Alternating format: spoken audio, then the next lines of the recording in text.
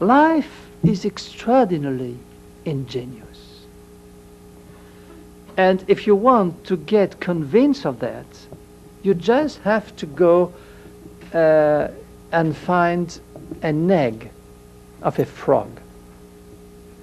Bring it home and put it in a bowl of water. A little tadpole would come out very soon. A tadpole is a very intriguing animal. It's a fish. It's a fish by the gill.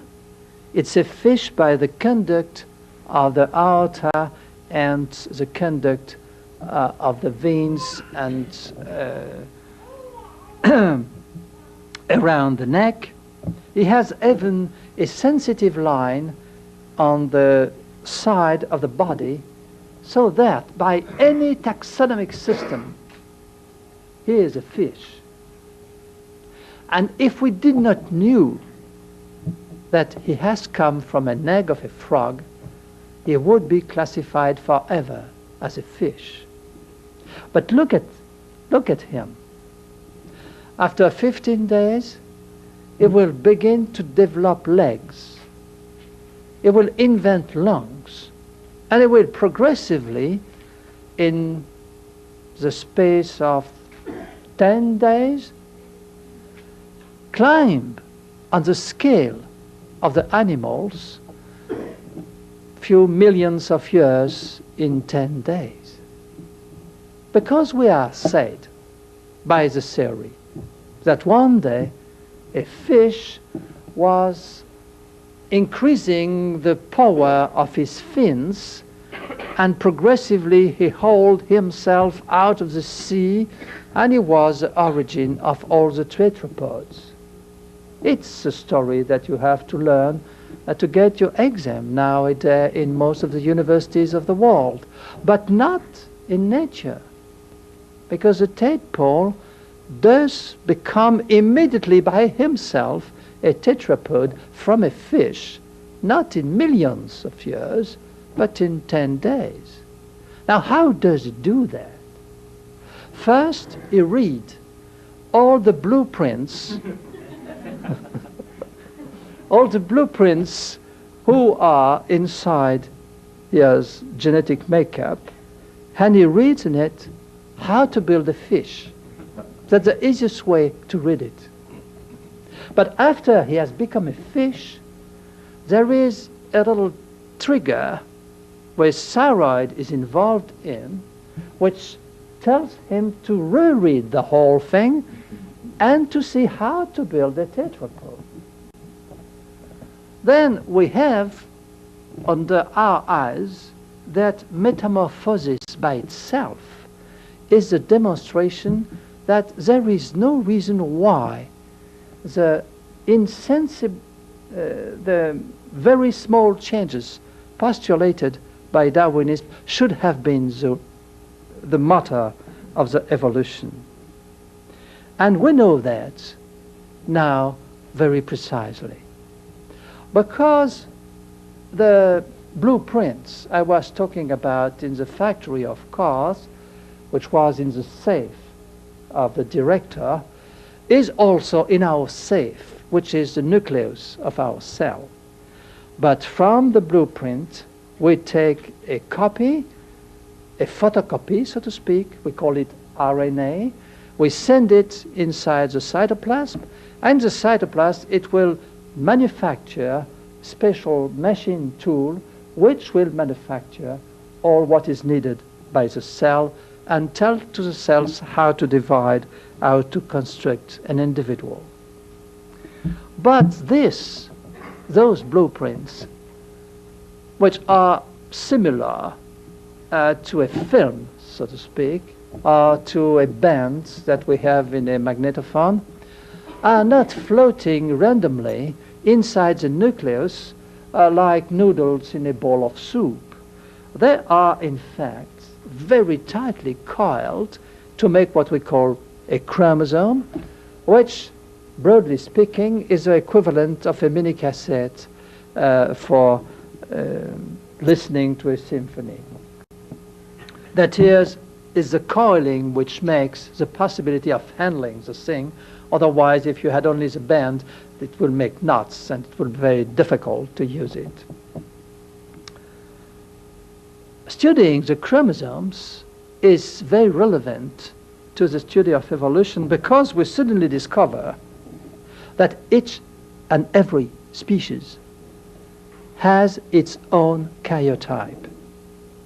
That is, the language of nature is universal. Not entirely, because there are some intonations. You can recognize people coming out from that country or from another country, as you can suppose that I'm not born in Boston. But nevertheless, the language is roughly the same. But the way the words are put together in strings, which we call the chromosomes, is very typical of each species. That's so simple that in my lab, when we have the examination of cytogenetics, I give pictures of orangutan, gorilla, man, chimpanzee, wistiti, and anything. And if the student is not able to tell me this one is a gorilla or this one is a man, he would fail the exam. It's just as simple as that. Because, in fact, the chromosomes are coiled in little rods, and those rods are the equivalent of the table of the law of life. And we have a given number in a given species. We receive half from mother, half from father, but each and every member of our species, if no mistake arises, has 46 chromosomes, 23 from dad, 23 from mom. For a long time, human genetics was very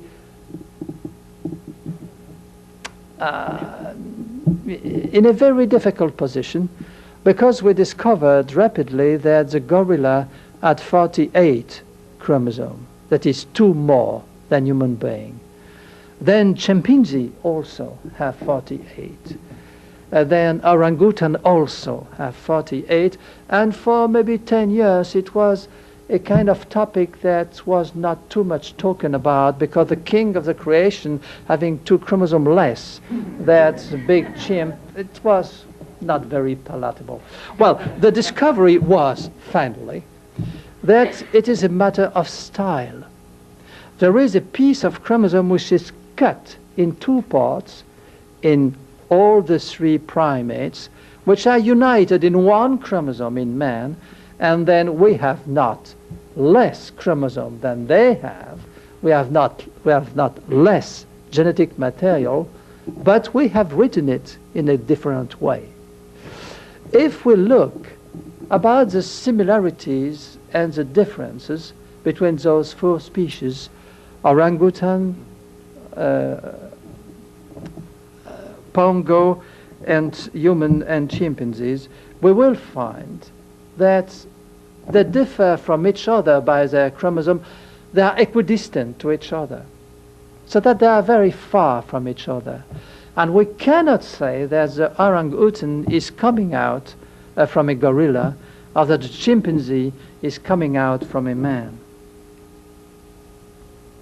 What we have to recognize is that each species has taken a particular style that we see on the chromosome, so that each species is using the words of life to make a very special poem that we call a man or a chimpanzee.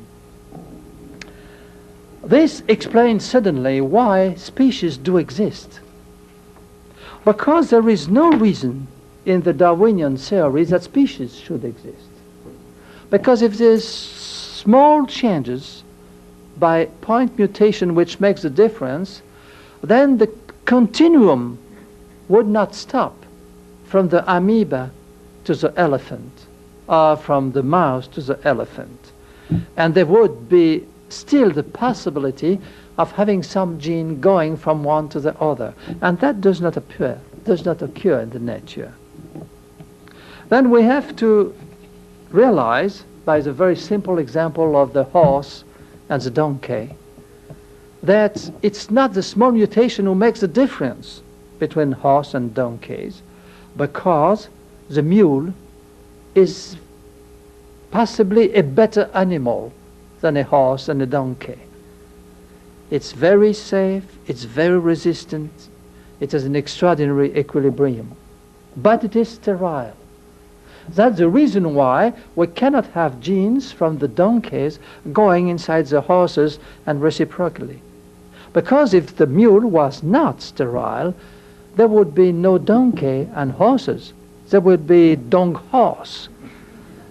And if there are two species, it's just because the hybrid cannot be the origin of a new species.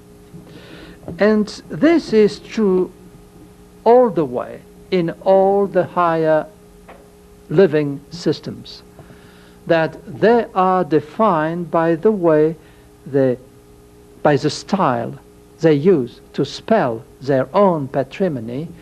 And what makes a species, what makes a barrier between two species, it's not the color of the rim of the eye that we were talking about the seagull, but it is the shape of the chromosome, so that the pairing of them would not be correct among the hybrids. That's a long story which is very easy to show on a blackboard, but a little boring. So you have to believe me, it's on every textbook. That's not one of my story. It is the story that really the hybrid sterility is the touchstone of the difference between two species.